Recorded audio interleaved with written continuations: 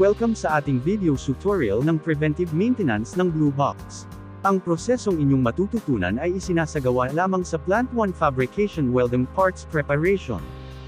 Simulan natin sa mga personal protective equipment na kailangan suotin sa paglilinis. Una na dito ang Yamaha cap.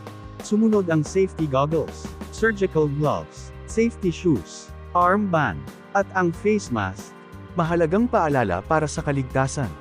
Number 1. Magsuot ng tamang PPE. Number 2. Sumunod sa operation standard. Number 3. Huwag makialam ng ibang process. Number 4. Mag-inform sa leader. Sumunod naman ang mga consumables na gagamitin. Rags. Spray bottle with liquid soap. Halina't simulan na natin ang video tutorial. Step 1. Kunin ang Blue Box at ilagay sa working table. Step 2.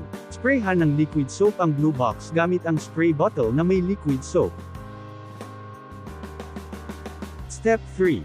Punasan ang Blue Box na may liquid soap gamit ang basahan.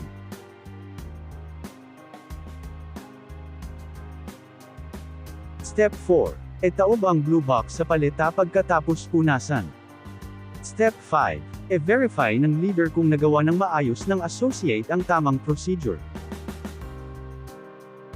At dito na nagtatapos ang ating video tutorial. Maraming salamat sa pakikinig.